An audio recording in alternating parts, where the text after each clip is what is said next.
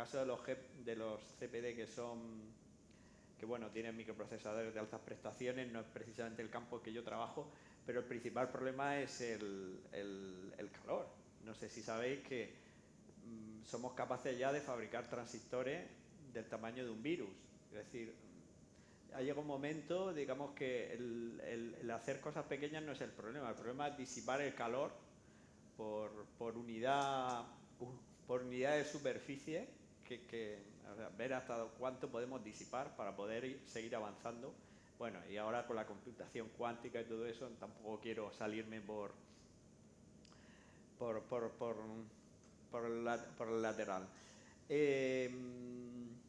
Está claro que en mi caso, que yo me dedico más al mundo IoT, ¿no? De los sistemas embebidos, empotrados, o como queramos traducirlos al español, que en definitiva son las computadoras que tenemos dentro de las cosas, por ejemplo aquí mismo, ¿vale? Esto sería un sistema empotrado o embebido que llamamos nosotros, ¿vale? O ahora está más moderno llamarlo Internet de las Cosas, aunque eso generalmente se asocia más a la tecnología de comunicación. Otra palabra también que es habitual hoy día es la de sistema ciberfísico, que básicamente es lo mismo, pero dicho por los americanos. Pero en definitiva se trata de desarrollar, y la ventaja que tenemos nosotros es que el hecho de ser eficiente encima nos ahorra mucho dinero. Y es que aquí el tema económico es importante, es decir, si para hacer, en este caso, aplicar sostenibilidad, encima le estoy ahorrando dinero a quien sea, al cliente, a la empresa, pues tenemos una fuerza que en otro caso, que de forma altruista puede trabajar X gente. Pero cuando eso es negocio, quiere decir, al final mueve masas, ¿vale? Eso, por un lado, también muy importante desde la universidad, el tema de la investigación.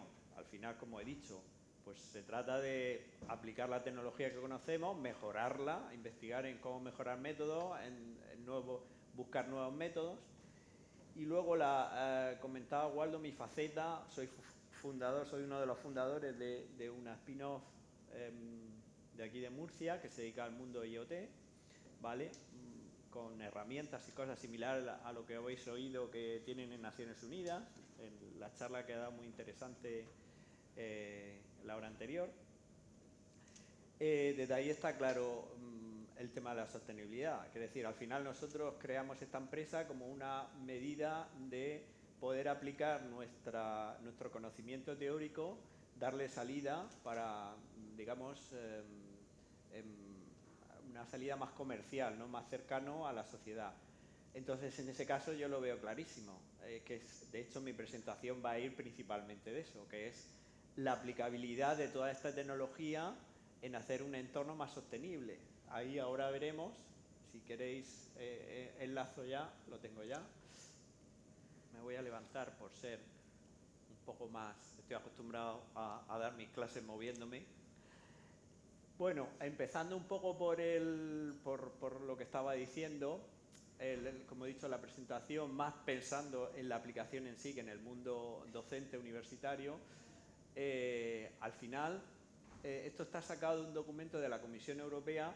Nuestros propios legisladores europeos ya están previendo, ahí aparece la palabra Industria 5.0, quizás os suene más la de 4.0, que lo inventaron los alemanes, lo hemos tenido unos cuantos años ya.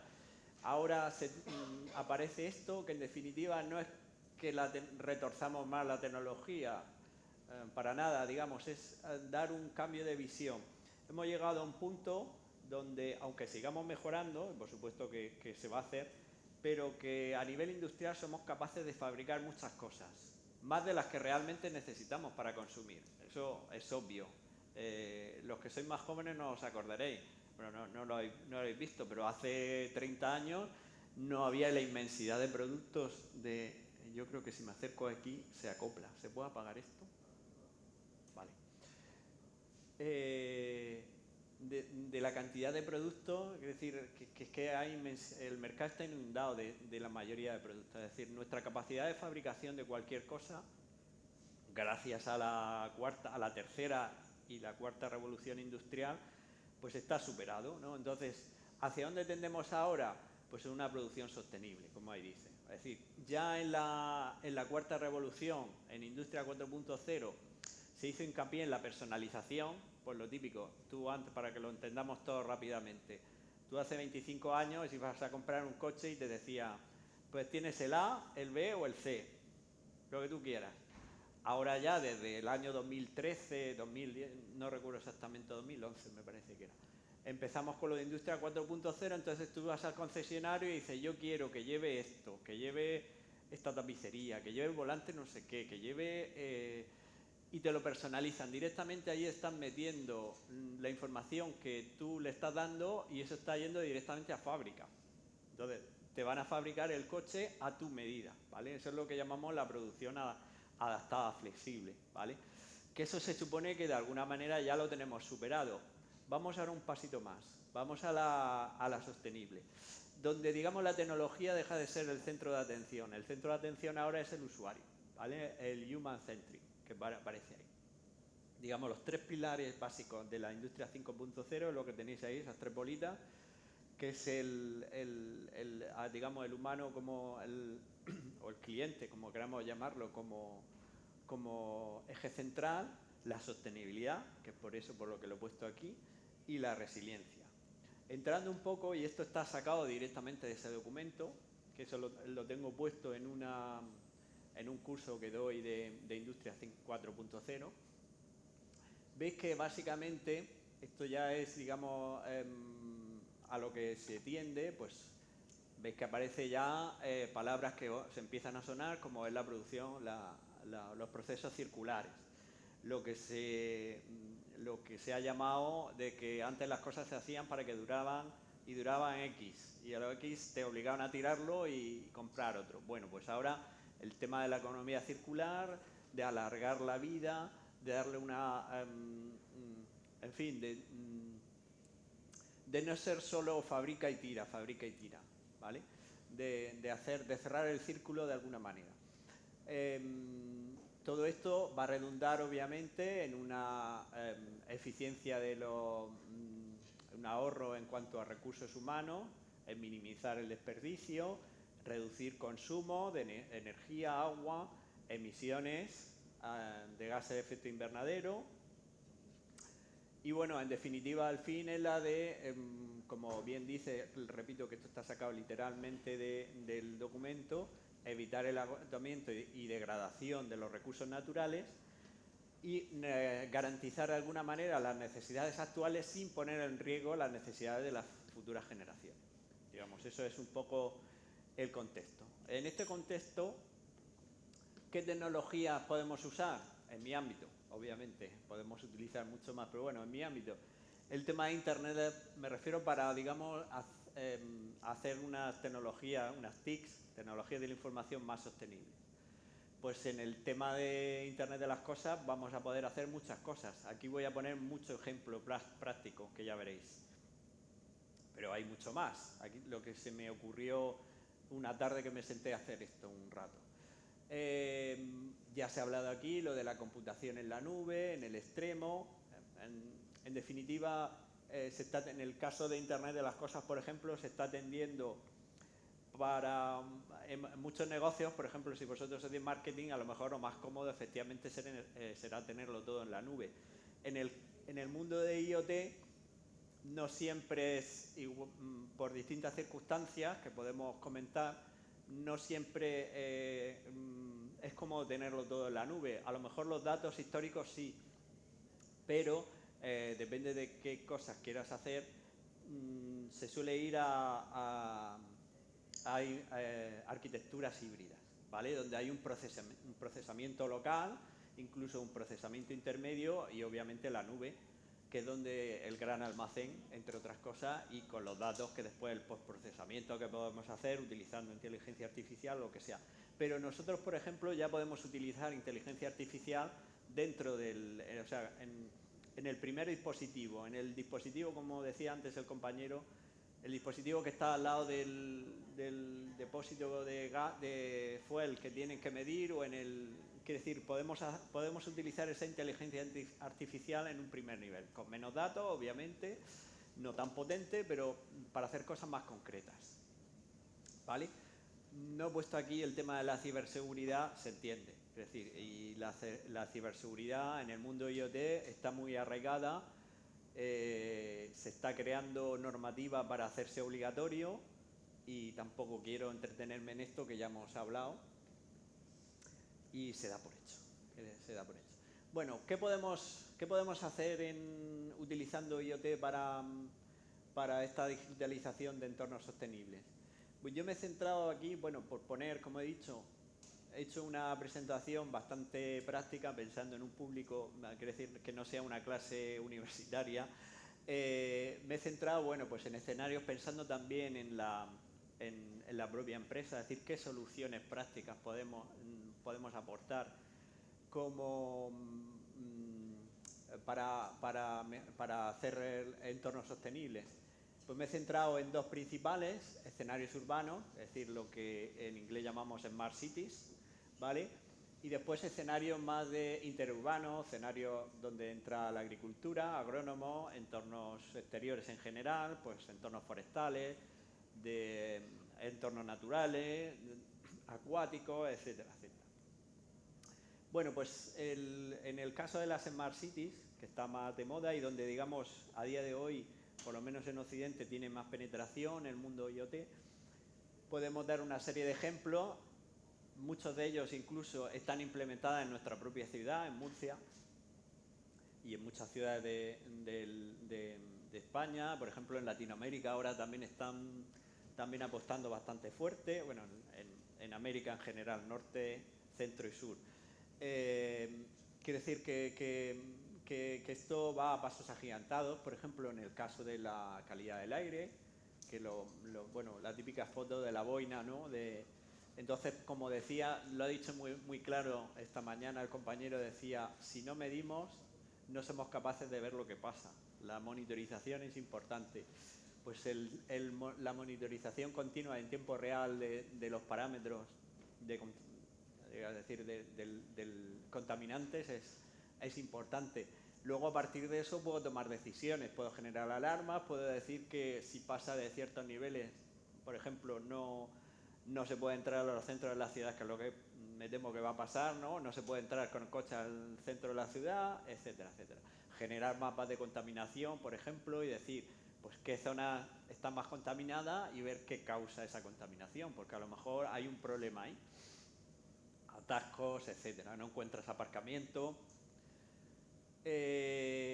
Otro escenario típico que se está poniendo mucho en ciudades es el tema de los residuos. No me refiero aquí ahora estoy centrándome en lo que son las aplicaciones de Smart City. Después hablaremos de los residuos electrónicos, que es otro mundo.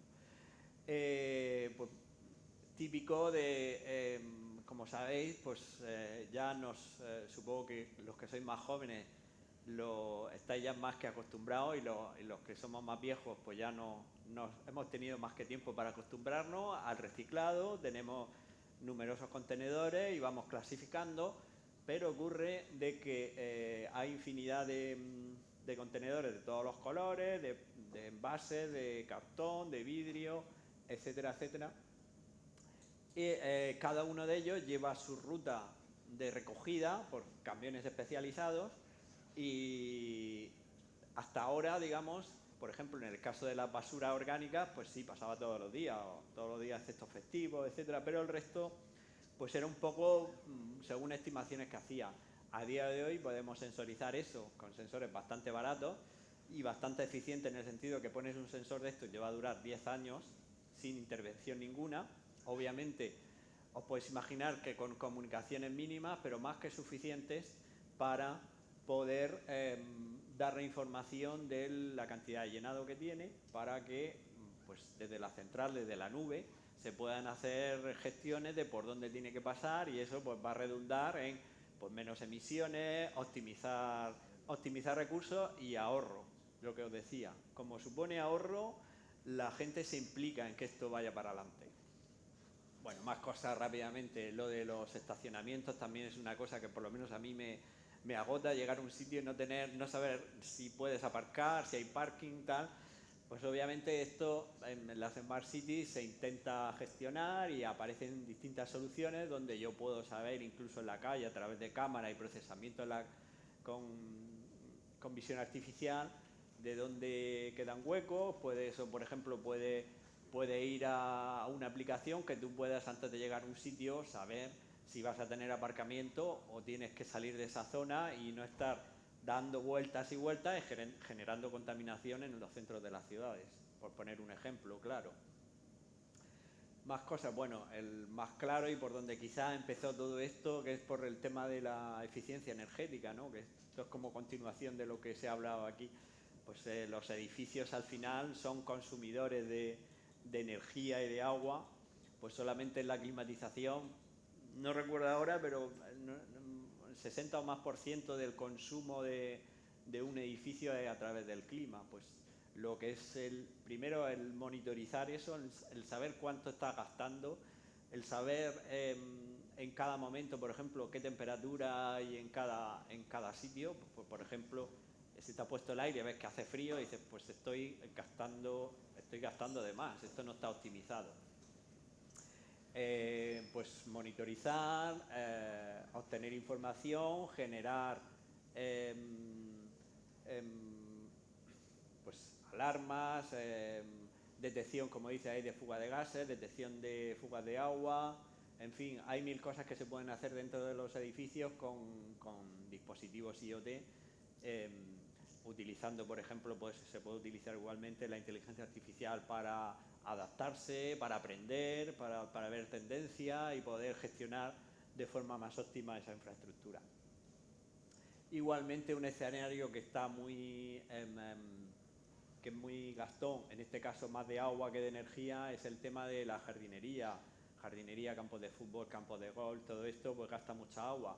Entonces obviamente la gestión de todo esto es muy importante, tanto la propia gestión del riego, de regar cuando realmente necesite la planta, ¿vale? Como dice ahí, como el caso de la detección de averías, etcétera, etcétera. No es la primera vez que pasas por un parque y ves que se ha roto un tal y está tirando ahí agua y dices, por Dios, aquí en Murcia que pase eso.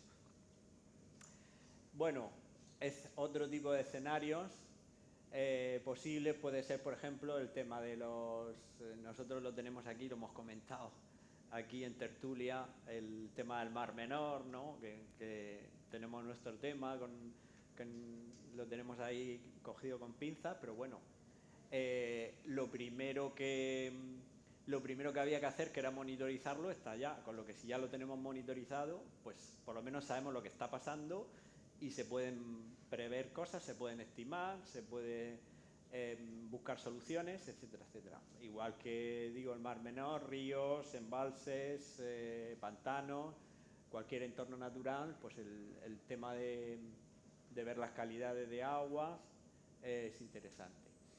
Y luego el mundo agronómico, que es súper interesante, lo que se llama la agricultura de precisión. En zonas ya secas y semiáridas, como es nuestra zona, es casi una necesidad, ¿eh? Es decir, no hay agua y hay que hacer lo que sea para hacer trabajar la planta con la mínima cantidad de agua. Entonces, bueno, pues aquí hay mil cosas. Aquí sabéis que tanto los israelitas como nosotros somos la vanguardia del mundo en estos temas. Hay muchas empresas que se dedican a esto, tanto a nivel de IoT, como os estoy contando, como a nivel de trabajar con esa información. Pues, aquí hay, bueno, he puesto alguna de fertirriego inteligente, detección de plagas.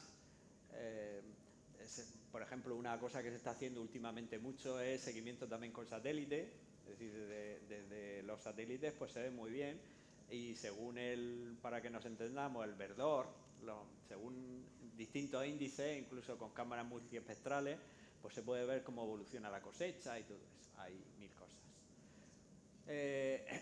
Otro típico escenario agronómico, también muy utilizado en esta zona, en la zona de Almería, es el tema de los invernaderos. Pues aquí en los invernaderos hay una tecnología tremenda. Desde el invernadero más sencillo, que puede ser una estructura con plástico, hasta los invernaderos, digamos, de ciclo cerrado, donde no tienen ni siquiera lixiviados a tierra, que por ejemplo esto aquí, pues es interesante por el tema de claro, el problema de la agricultura intensiva son los residuos. Aparte de la energía que consume, es el tratar los residuos generados. Entonces, por eso, bueno, también otra rama importante que he puesto ahí en la última línea es el tema de las factorías agrícolas que están apareciendo, es decir, como si fuera una industria, pero agrícola. Para que nos entendamos, una nave, digamos, llena de estanterías hasta arriba, automatizada generalmente, donde se cultivan, pues generalmente en este caso son cultivos de hoja, cultivos, es decir, plantas que en poco tiempo, lo típico que vamos al supermercado y cogemos las bolsas de hojas, pues eso muchas veces se cultivan en este tipo de factorías donde entran por la puerta las plantas baby que llaman y salen por otro lado embolsadas ya directamente. Digamos, eso es una factoría, pero que en vez de hacerse sobre tierra, es totalmente hidropónico, os podéis imaginar, y totalmente robotizado y automatizado. Esto está a la orden del día y cada vez lo veremos más. Nosotros como Universidad de Murcia, por ejemplo, estamos involucrados en un proyecto de este tipo. También en cuanto a la energía, claro, todos estos sistemas gastan mucha energía. Bueno, no tanto como un CPD, pero gasta, es decir, al final, si tú quieres producir intensivamente, estás metiendo mucha maquinaria y tiene gasto energético. Entonces, en este caso, por ejemplo, el tema de utilizar el fotovoltaico, de hecho hay una variante de la agricultura de precisión que es el agrovoltaico, los sistemas agrovoltaicos, donde hacen mezcla, es decir, utilizan las estructuras para poner las placas solares y luego utilizan el hecho de que hagan sombra a las plantas para, digamos, disminuir el estrés hídrico que tiene la planta. Digamos, es una simbiosis y obviamente pues está generando, no está desperdiciando terreno, que también sabéis que eso es bastante polémico, de si usas el terreno para cultivar o para placas solares. En este caso pues se utiliza para ambas cosas. También iba a decir, también en esto yo he visto casos, nosotros hace unos años hicimos un prototipo con un invernadero utilizando geotermia. Es decir, hemos llegado a utilizar geotermia para es decir, como comentaba aquí el compañero, para el CPD, lo mismo, pero en este caso para cultivar en un invernadero. Más escenarios, tampoco quiero entretenerme mucho más, pues bueno, pues ganadería, forestales, yo qué sé, mil cosas que en estos años que llevamos trabajando en esto nos han dado ideas y nos han preguntado por incendios, yo qué sé. El mundo IoT lo puedes aplicar a cualquier cosa. Obviamente cada uno tiene sus particularidades y tienes que entrar en ese mundo y ver qué es lo idóneo en cada caso. Bueno, por ir resumiendo un poco, lo que hemos visto hasta aquí era un poco lo que es la parte de aplicación, por eso está la parte que nosotros hemos desviado a la empresa, porque os podéis imaginar que cada uno de estos escenarios pues necesita un desarrollo más de innovación que de investigación básica, ¿vale? Por eso es más lógico que esto esté derivado a una empresa y que sean ellos los que se encargan de esto. Pero bueno, centrándonos en la propia sostenibilidad de los sistemas, con lo que he empezado hablando, he puesto aquí un pequeño resumen en cuanto al tema de los propios equipos IoT o los propios equipos electrónicos.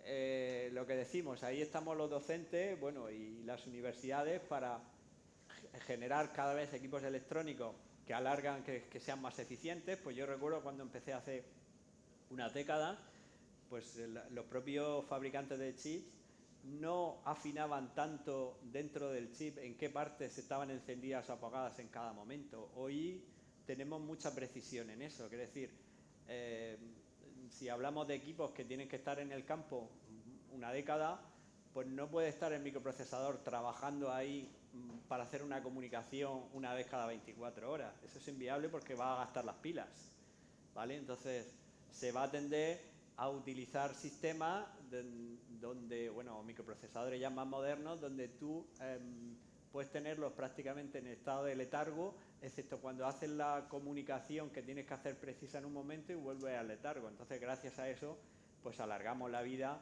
pues un montón de tiempo que hace unas décadas era impensable. Obviamente tenemos que hacer, para hacer lo que hemos hablado antes de la economía circular y de no hacer una obsolescencia programada ni nada de esto, pues utilizar sistemas que sean actualizables, ¿vale? Quiere decir, por el tema de ciberseguridad, por ejemplo, pues continuamente están apareciendo amenazas. Si haces sistemas legacy como antes, de que llegabas, te lo ponían y a los 5 años eso era atacable y no podías hacer nada, pues te está obligando a estar renovando. Entonces tenemos que diseñar sistemas que sean flexibles, que podamos actualizar el firmware remotamente, que permitan ciertas funcionalidades nuevas que podamos ir modificando o añadiendo, de forma que alarguemos la vida útil de esos dispositivos. Los equipos más modulares y extensibles, y bueno, lo comentaba antes también, pues arquitecturas híbridas con el fin de aumentar el rendimiento y la robustez. Y por último, bueno, programas, esto más bien desde la parte empresarial, pero también hacer funcionar programas de actualización y reciclado ágil de equipos hardware, ¿vale? Y creo recordar que efectivamente, pues nada más por mi parte, no sé si tenéis alguna duda. Pues muchas gracias. Iba anotando, Miguel Ángel, algunas preguntas para hacerte conforme hablabas, pero ya has hablado de los casos de uso del IoT, los casos de uso